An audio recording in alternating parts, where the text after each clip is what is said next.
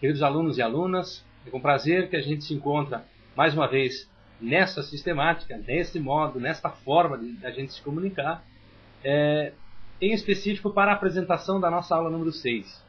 Nesta aula serão tratados dois tópicos importantíssimos que diz respeito ao sistema judiciário brasileiro e ao direito processual, em específico ao direito processual civil. Esta aula tem por finalidade mostrar a vocês a estrutura do Poder Judiciário e compreender como se dá a tramitação de um pedido, de um procedimento ou de um processo propriamente dentro do chamado Poder Judiciário.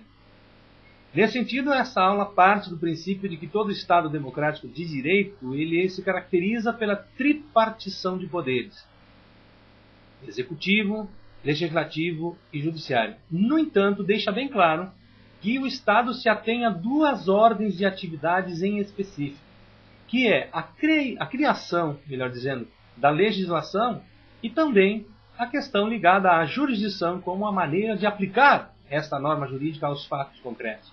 Em suma, vocês vão verificar com esta aula que é deste ponto de partida que tem que ser compreendida essa questão. Outra questão interessante é verificar que o Poder Judiciário ele possui uma estrutura organizacional muito bem dividida. E o que compõe este Poder Judiciário é o que nós precisamos avaliar, refletir, compreender dentro desta disciplina e especificamente dentro desta unidade didática ou desta aula. Temos que compreender o que significa jurisdição. A palavra jurisdição ela precisa ser subdividida, né? Jurisdição, o poder de dizer o direito, o poder de aplicar a norma a um fato concreto. Essa atribuição, essa função é dada ao Estado e o Estado o faz através do Poder Judiciário e o Poder Judiciário o faz através dos órgãos legalmente constituídos. Dentro desse estudo é preciso compreender as principais características da jurisdição. Vocês vão ver que há um leque de todas elas, mas especialmente uma delas.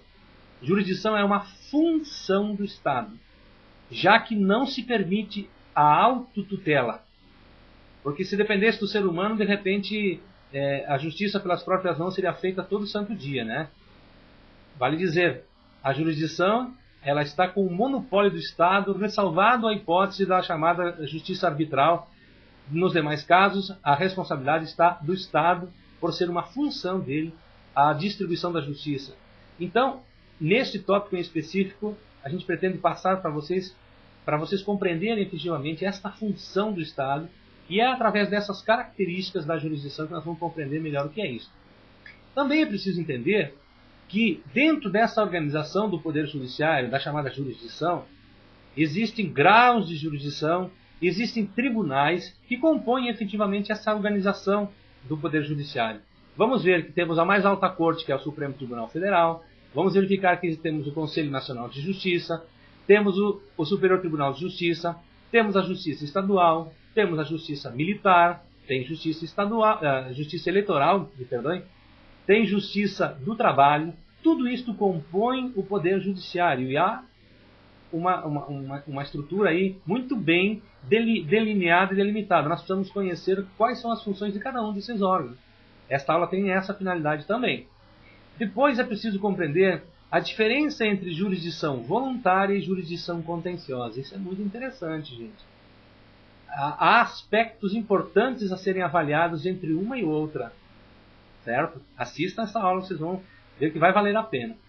Mas também precisamos, dentro desse tópico, compreender que a jurisdição assegurada ao judiciário, ela sofre limites. E os limites são dados pela competência.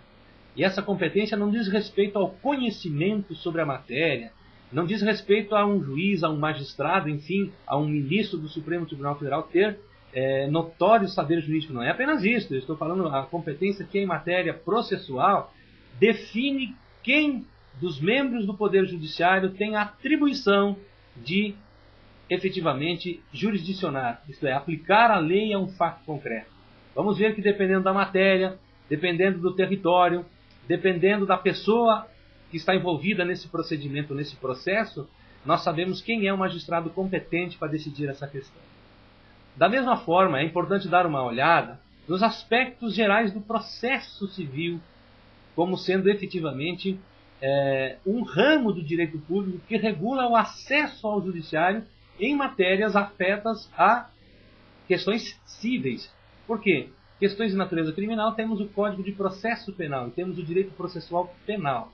Mas também verificar que, quando se fala no chamado direito processual civil, ele também pode ser utilizado para questões de natureza comercial, para questões de natureza administrativa e para questões de natureza tributária. E compreender que um dos aspectos importantes do processo civil é que há sempre três figuras intervenientes nesta relação processual. Nós temos um juiz de direito, nós temos um autor de uma ação e temos um réu, ou um requerido, como algumas pessoas gostam de utilizar. Mas vamos ver o que é essa dinâmica, o que significa a presença de todas essas partes envolvidas no processo. Depois, por fim, já em específico no chamado processo civil, esta aula pretende passar para vocês efetivamente os requisitos que devem conter uma petição inicial, um pedido inicial que irá provocar a jurisdição do Estado através de um conjunto de procedimentos, né, o chamado processo em si.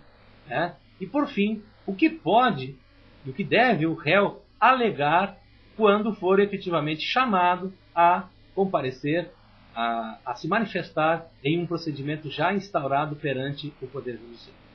É isso que nós tínhamos para essa apresentação. Aguardamos a presença de vocês em todas as aulas, e especialmente a aula número 6, para que efetivamente se dê a estrutura completa desses tópicos, né? Para que haja uma compreensão bem mais detalhada a respeito disso. Um abraço a todos e bons estudos.